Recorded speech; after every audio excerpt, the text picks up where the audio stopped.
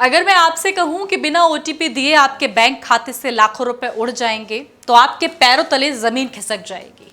जी हां, और अगर मैंने ये कह दिया कि इस ठगी में बैंक वाले सिम वाले सब जुड़े होते हैं तब।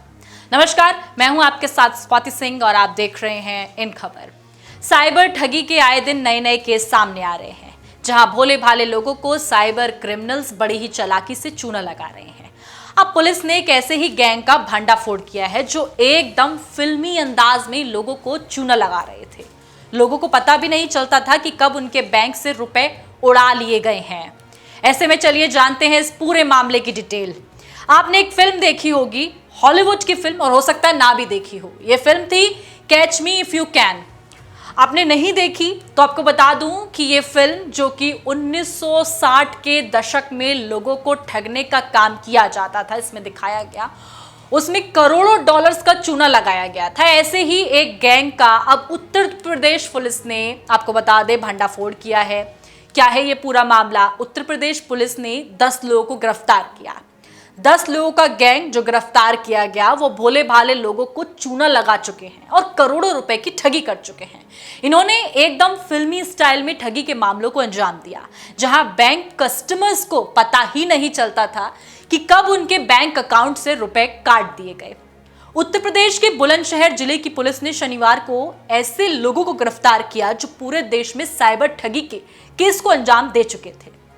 इसके लिए ये लोग क्लोनिंग चेक का इस्तेमाल करते थे।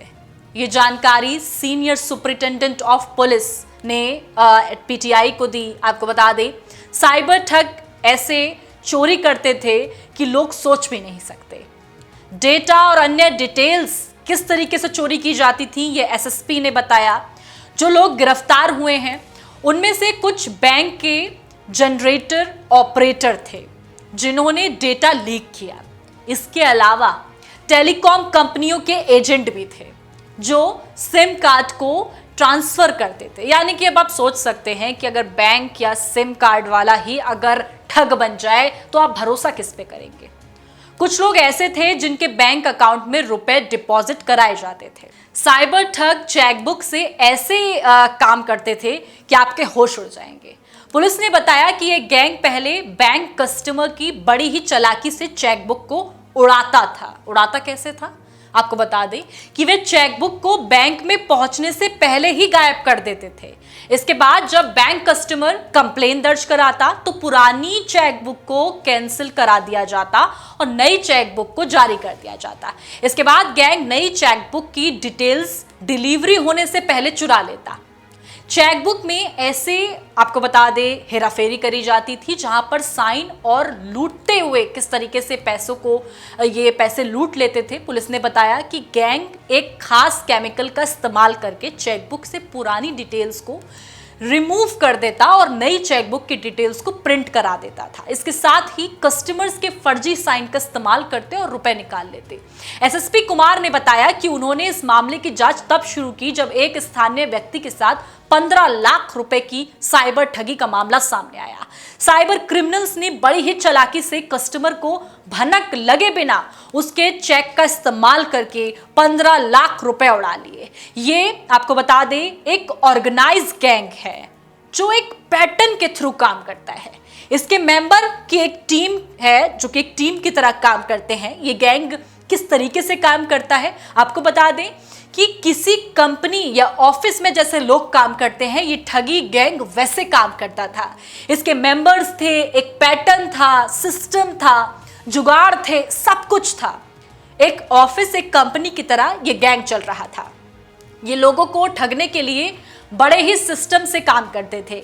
पुलिस ने बताया पहले वो बैंक से उस व्यक्ति की डिटेल्स का इंतजाम करते, इसके बाद वे उस व्यक्ति के नाम से सिम कार्ड हासिल कर लेते, जिसके लिए वे फर्जी डॉक्यूमेंट्स का इस्तेमाल करते हैं।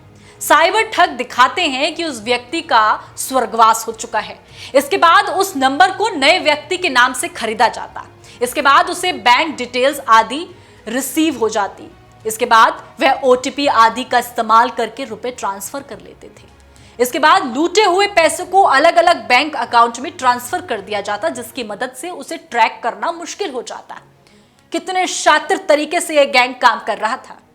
आपको बता दें कि रिकवर करने में भी परेशानी होती है। यहां तक कि जिस तरीके से तमाम तोड़ इस गैंग ने निकाले हैं, एक ऐसा ग्रुप होता था जो ठगी में लूटे गए रुपए से जमीन आदि खरीदता था। यानी कि सबका काम डिवाइड था कि किसको नंबर निकालना है, किसको चेकबुक उड़ानी है, किसको कस्टमर्स की तमाम डिटेल्स इकट्ठा करनी है, और जब पैसे अलग अलग खातों में ट्रांसफर किए जाते ताकि ट्रैक ना किया जा सके, और उन पैसों से जमीन खरीद ली जाती ताकि उस पैसे को एक नंबर का दिखाया जा सके। ये जानकारी पुलिस ने दी। पुलिस ने इनके पास से लगभग, आपको बता दें, 42 मोबाइल फोन बरामद किए हैं। इनके पास से 33 सिम कार्ड, 12 चेकबुक, 20 पासबुक, 14 खुले चेक जब्त किए गए हैं। इसके अलावा पुलिस ने एक कार को भी जब्त किया है जिसके डैशबोर्ड पर, आप हैरान रह जाएंगे, दिल्ली पुलिस की कैप रखी थी। इसी की मदद से वे सिक्योरिटी चेकिंग आदि से बचते रहते थे। यानी कि उनके पास हर एक चीज का तोड़ था जहां वो फंस सकते थे। उनके पास से वॉकी टॉकी भी जब्त किया गया है। ये गैंग दिल्ली, मध्य प्रदेश, हरियाणा, छत्तीसगढ़, उत्तर प्रदेश समेत देश के कई हिस्सों में एक्टिव है। ऐसे में ये केस, ये मामला आपने जाना किस तरीके से बुलंदशहर के अंदर पुलिस ने एक बड़े गैंग का खुलासा किया है। ये गैंग जो कि बैंक से जुड़ा है, सिम कार्ड एजेंसी से जुड़ा है, सिम कार्ड किस तरीके से ये इशू कराते थे, यहां तक कि पुलिस की जो कैप होती है वो भी गाड़ी में रखकर चलते थे। यानी कि इन्हें खौफ तक नहीं था। इनका सिस्टम, इनका नेटवर्क किस तरीके से काम कर रहा था आप समझ सकते हैं। ऐसे में इस मामले को देखने के बाद आपको सतर्क होने की जरूरत है, सतर्क हर तरीके से, क्योंकि जब कहते हैं कि जब आपके फोन पर ओटीपी आए तो शेयर ना करें, लेकिन अगर ओटीपी ही ना आए और आपके बैंक अकाउंट से पैसे उड़ जाएं तब आप क्या करोगे?